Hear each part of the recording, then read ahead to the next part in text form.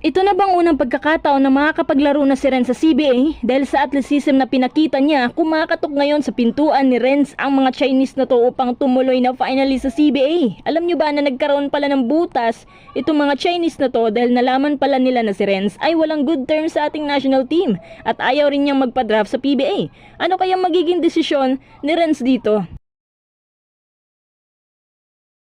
Bukod sa kanya, Thirdy Ravenna, mainit-init ang pangalan ngayon sa NBA mini training camps. May bala kaya ang ilang NBA teams na imbitahin siya sa NBA D-League?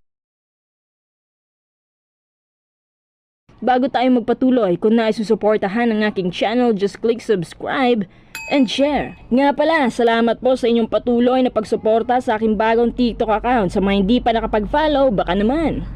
Sa totoo lang, hindi ko alam kung ano na namang kabalbalan ang binabalak ng mga Chinese kay Renz Abando. Ang sabi kasi ng isang nasa Chinese committee, ang galing